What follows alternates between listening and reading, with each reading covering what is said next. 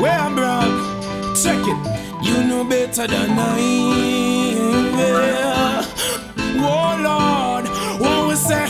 We know the pressure great, but we embrace. Cause that's how it go, we have to strong for all the space. Write down yourself, they won't let we hate ourselves. Oh no, it's a known fact, and we come from the ghetto. Pressure great, but we embrace. Cause that's how it go, we have to strong for all the space. Write down yourself, they won't let me hate myself. Oh no, it's a known fact, and we come from. Greetings and welcome to Jesse I Interviews. My name is Jesse I, and I'm a radio announcer and reggae dancehall DJ and MC from Melbourne, Australia. I produce this podcast on the lands of the Wurundjeri Woiwurrung people of the Kulin Nation, whose sovereignty was never ceded. This episode features another great Jamaican producer who I was lucky to link up with on my first trip to Jamaica back in 2002. Syl Gordon's studio 321 Strong is actually just down the road from Black Scorpio, which was my first stop in Kingston. And as far as I can recall, I pretty much just walked there from Black Scorpio and knocked on the door. Syl was a very welcoming and gracious host, and of course this is where I ran into Natural Black. You can hear that interview on the last episode of the podcast. I always present my interviews here completely unedited, and this one is no different. I find the incidental bits and side notes sometimes quite illuminating, and it's a nice change from the tightly edited versions you'd normally hear on my radio program. Let's get into it. Jesse I interviews the engineer and producer Syl Gordon at 321 Malines Road in Kingston, August 2002.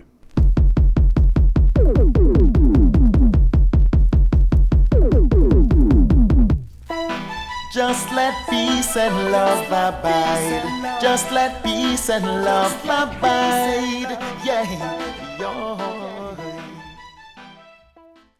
Right now I'm at Cell Block 321, the studio 321 Strong with the man Syl Gordon, right here in Kingston, Jamaica. Syl, thank you very much for joining me here on Chant Down Babylon.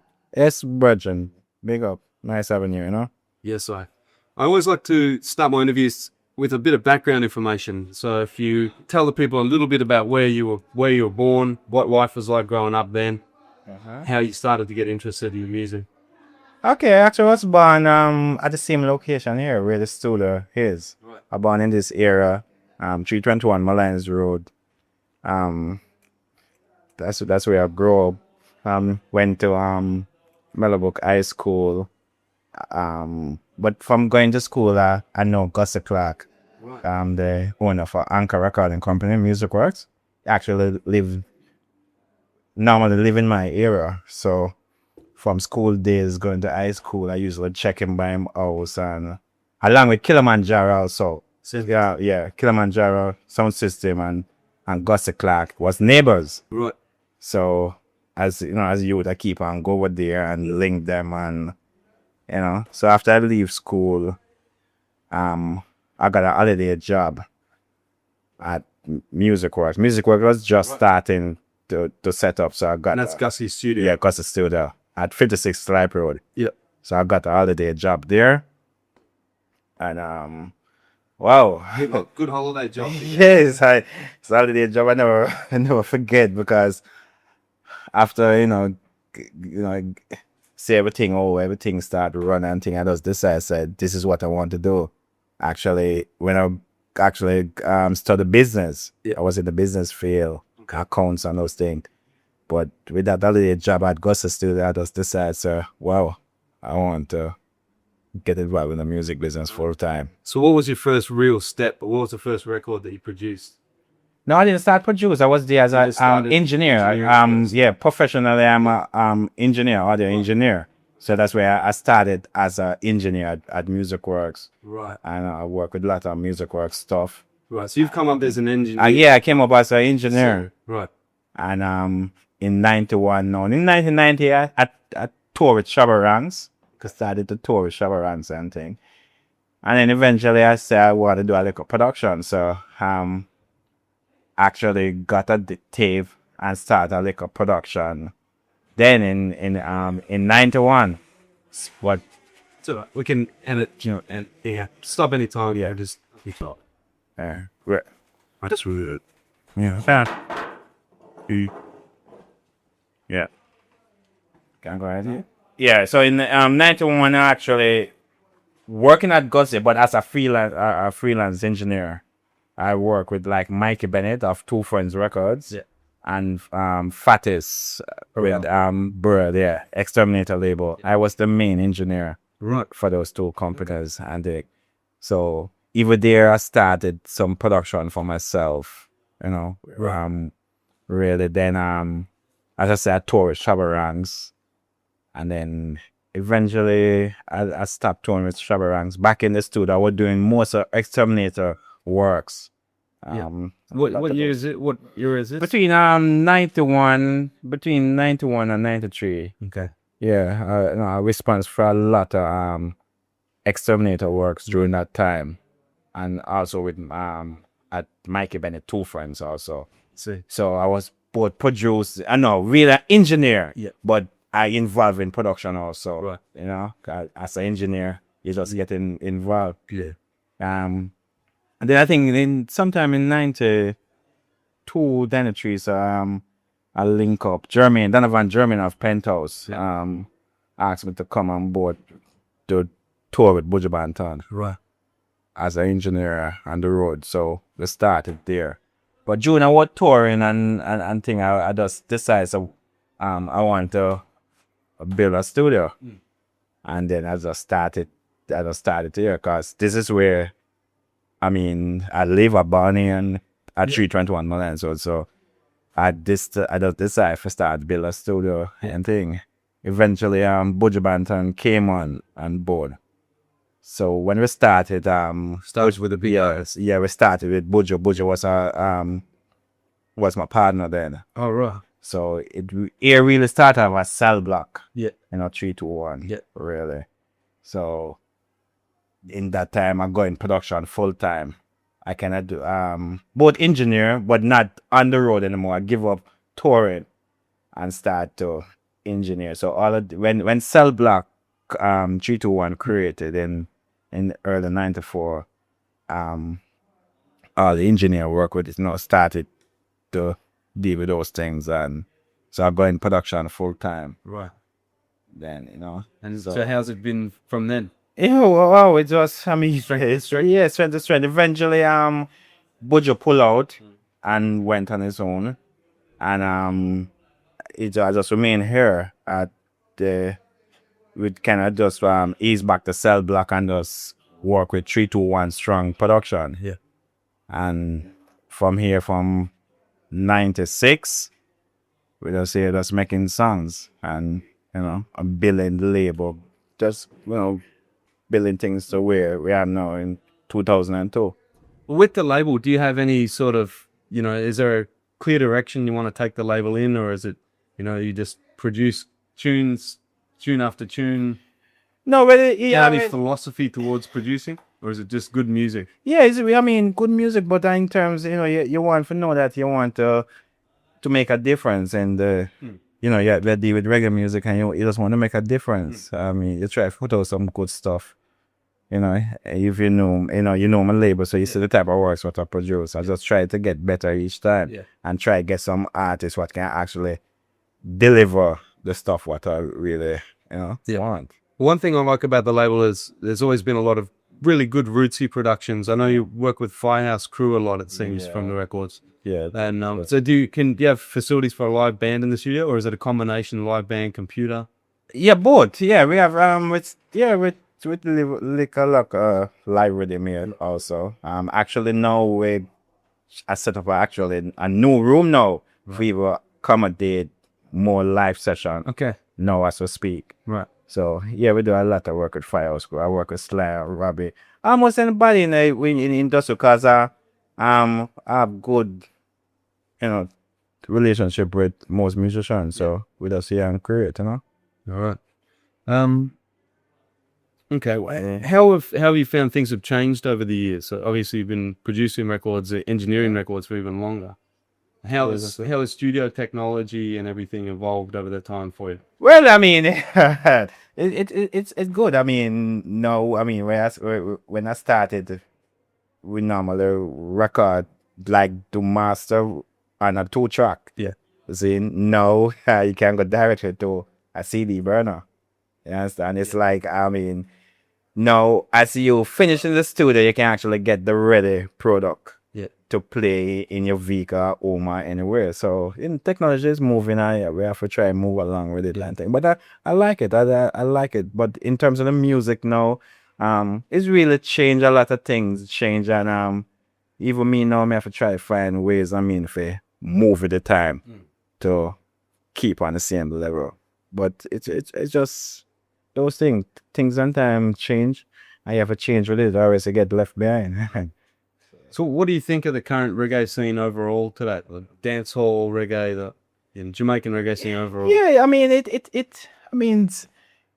have its place, all the music have its place and its time. I mean, so sometimes it's culture rule, another time it's dancehall.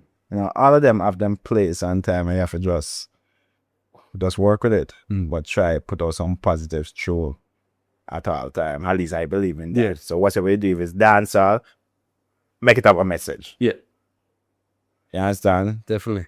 And I understand entirely. That's sort of our, even in the dance, when we play dancehall, we still try and pick the dancehall tunes that have Yeah. conscious message. I mean, you have to dance and have fun still, but you still want to teach something, Some sort of, more fulfillment. Yeah. All right. All right. Well, in your words, what really sets reggae apart from other kinds of music? Or why are you obviously producing reggae because you've grown up in Jamaica with reggae? But for you, what really makes reggae different from all other kinds of music? I guess the warmness of the people is reggae is a vibe thing. It's like most of these, I can tell you with experience with most of these songs, what really make it big out of Jamaica. It was like it just vibe. That's a natural vibe. It's nothing really planned, Yeah. It's like the artists are here just chilling and something might happen. A nice lady might pass and wow. You see, and the artist just think of a drone and just come in the studio at the same time and just record it. You understand? So I mean, the whole reggae thing is like it's a whole vibe thing. It's naturally what's happening. The artists are so creative to just come in the studio and just do it, and Yeah, I think that's. I know what you're saying. I think it gives it a realness. Yeah. Like so much pop music is so manufactured, it loses its soul. It's not raw. Reggae's got a raw quality to it. Yeah, it is really. I think much for it. It's because it's surprised for you how certain songs come about. I mean, you could never imagine. It's just naturally, it's a whole vibe thing, and that's I think what makes it so different. Yeah, I think. I was speaking to Pinchers last night, and I asked him about a song called "Cut Them Down," and he couldn't remember how it went. He said, "I just made that up on the spot." Yeah. What? Yeah, man, it's a whole vibe thing. It's surprising. No, I mean, if you guys was here earlier and like 3 hours ago, it have some artists were working with others. The producer was just left here. You had like Turbulence and it's just a vibe thing. The rhythm just start to play. Yeah. And it's just on the spot. They just build a vibe. And you have some friends, like his friends around them, which is other artists also, smaller artists. And them just give them the vibe, and that's how the music was created. And when you finish and listen to the finished product, you say, wow, I mean, this is what it turned out to be. So, nice, man. It seems like there's a lot of controversy in Jamaica at the moment over the use of curse words in music, with people getting taken to court and this and that. What's your opinion on that whole issue? Wow, I think there's a time and place for everything. I think sometimes it get a little too out of hand. Everything should have a time and place, and I think each artist needs to know exactly how to deal with things at time. As a producer, if an artist wants to sing a song about something you don't agree with, or do you ever say to them, well, tone it down or this or that, or do you just let the artist do their thing? No, okay, as a producer, me personally, I try to, tone things, Yeah. Sometimes with certain artists, it's a vibe. And I tell you that, most of these artists, they are full of vibes. So when them come in and you see them work, sometimes when you even stop them lose the vibe. And then when them lose the vibe, it take them a while to build it up. And you can't hear it in the songs. Right. So sometimes as a producer, you don't want to interfere with it. So you let it run. Cause is the artist that express themselves. Yeah. Saying, but because of technology now one thing, we can correct it, beep it out, do something. And I think it's a thing to doing it too is a creative thing too. Yeah. With Eva engineer, for create those, make a thing. So Yeah. it have a time and place. But in terms of like going and shows now and getting hit, I don't like it at times. There's a time for everything. Certain show. I think certain shows it should be like X-rated, just like the movie did. Yeah. You have when the movie has started, it's an X-rated movie. No kids So it's can- rated, so no kids. Yeah. You understand? So I think shows need to be like that then. Certain shows are X-rated show. Yeah. So that's the place, right? But if it's a family gathering where you want to carry your family now and then you the artist get out of it now I don't agree with that. Yeah. You understand? Yeah, same. I agree myself. In Australia, like if we're keeping a dance and we're selling alcohol, no kids can come in. Nobody under 18. Yeah. It's same in America, I'm sure. And Yeah, man, for real. And no matter what, I mean, you have to have discipline. I understand God that, you have to have a discipline and it have a, govern properly. Yeah. So, all right. How do you see the industry progressing in the future? Can you make any sort of predictions of which way it's going to go? yeah, well, it's just going to lead to creativeness now, It's, because he was a studio owner now. I mean, what it cost me, 7 years, 8 years ago to set up a studio. I mean, if I supposed to do it now, it's much, much cheaper. Right. So you have so much different studios, like almost this the same. Most producers have their own facility now. So it worked on each person now. Each producer need to be creative now. Yeah. And that's what we need now. We need each person to get creative and try to make some real good song. And I think to that we need to unite. Yeah. Like the artists them need to unite and know so that if this artist is the one what happening now and that artist is the next one and what happening to, I think they need to at least unite, come together and do some tune, make some good tune, because it's all about making some good song and try to get some sales. So it's all about we need to make that change and say that everything changing. Yeah. And we need to change and make some good song and unite for keep reggae music on the level and for happening, Well, looking back over your career, are there any particular songs or works that you're most proud of that you've produced? Yeah, man, true. I read a lot of stuff what I did early on with especially with Buju Banton, because he was really a creative artist. Yeah. Yeah, I really did love working with Buju. Jack Cure. Jack Cure. Wow. That youth is a next youth what I really enjoy it. And He's my singer. He's my. for real, so I really enjoy it. And Sizzler also. I do some real great work with Sizzler. Purified Woman when that came out. Yeah. Love that. And so you have some nice and then Lucian, wow, it's like, wicked for work with all that you, Lucian and Michael General. So we have some nice work where we really and then I just keep play them back over and thing. I enjoy working some real artist ones. Yeah. Really deliver and know exactly what I wanted. And they really deliver. So yeah. I'm glad you said Jack Cure. Hopefully we're gonna try and go to the prison on Friday and visit him. That would be nice. Trust me. Have you healed them up for me? Yeah. I went there. We are once. Yeah. And I went there again, but when I went I could get it Right. and thing. But I usually talk to him over the phone now and then. Right. Excuse me. Yeah. Okay. So I usually talk to him over the phone now and then. He usually call me, but I haven't spoken to him for a little while. But Right.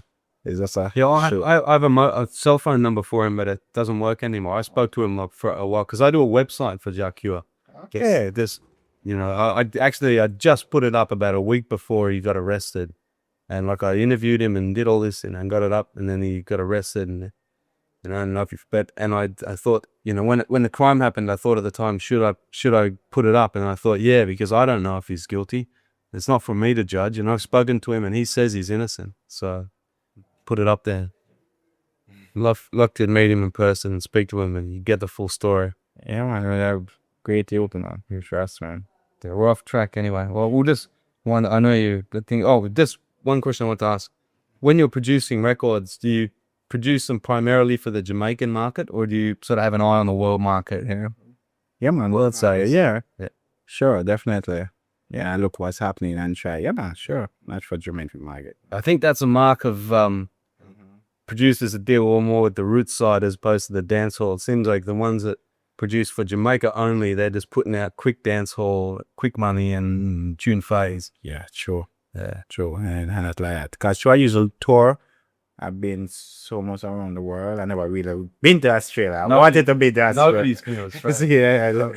Trust me, we don't really want for it to go to Australia. That's still and thing. But I know exactly what I need to make some music. I feel so good when you even mention some songs what I worked with a long time ago. I mean, trust me, it do something for me. At least I know that somewhere we under the world that someone can mention and say, yo, that piece of work or you did, enjoy it. And it made me feel good and, appreciate it. Thanks. Yeah, respect. Thank you.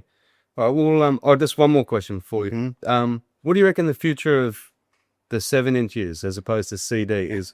I'm a vinyl man and I don't want to ever see the 45 disappear. Yeah. What do you reckon is going to happen as a record producer? One thing I for sure know, sales are down on it. Are they? Yeah, because I do my own vinyl from here, with Silton Records. Yeah. I distribute my own records from me on vinyl, and the sales are really, really, really low. That's not what I want to hear. The sales are really low. Come on to the right, and I feel the same thing like you. I don't hope that it don't go, but that's just the technology is there. I mean, it's so nice now. Like other day I doing some work with Sly and Robbie, and as soon as we finish mix the song inside here, we could send it to the California via the email, internet. Put it on an M3 file, and within an hour.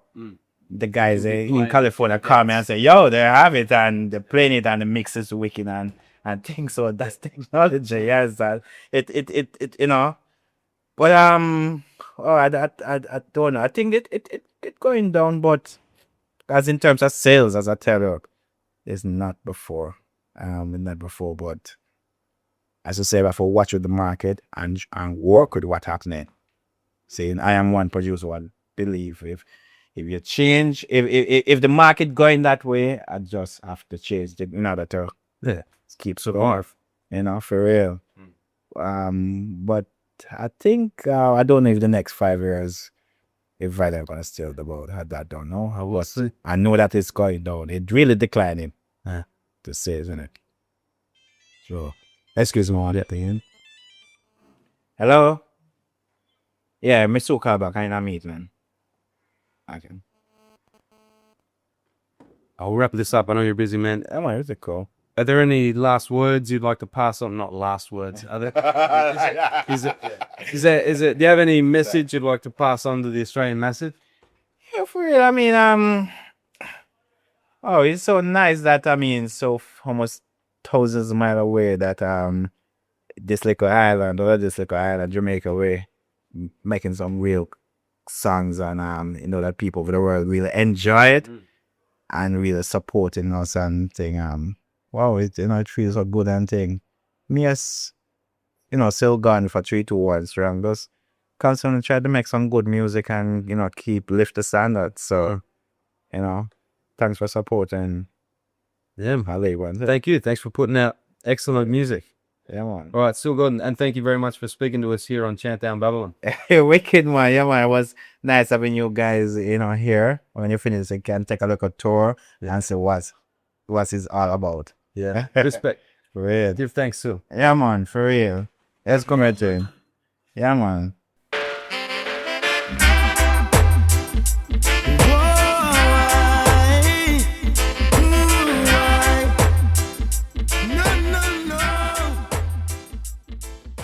Syl Gordon speaking to me there back in August 2002 from his studio in Kingston, 321 Strong. Of course, I did end up visiting Jah not long after that interview. I was obviously still a huge fan at that point in time, though that definitely faded over the years. I still love his early tunes, I have to say, but I've lost any respect I once had for him, and based on what I now know about him, I can't support him at all. But I have put up the interview that I did with him before he went to jail, so if you want to check that one back, you can find that in the podcast archives. It was interesting to also hear the question about 7-inch singles there at the end. They stayed pretty strong for most of the 2000s, before all the Jamaican pressing plants closed down within a year of each other back in 2009. The end of an era, for Jamaica at least. Syl is still around, but he seems to have pivoted his business somewhat in recent years. As far as I know, he's actually converted his old studio premises into a hostel called Dancehall Hostel, with a focus on international guests who come to Jamaica to immerse themselves in dancehall dancing culture, which has really exploded in the last couple decades. If you're looking for somewhere to stay in Jamaica and you're a dancehall fan, it might be well worth checking out. That's it for this episode. Thanks as always to the Patreon supporters, the Real General Empress Irie, me Idrans Tom Tanaki and Ben Debney, and me Chargy Rustatoni. More love for the ongoing support.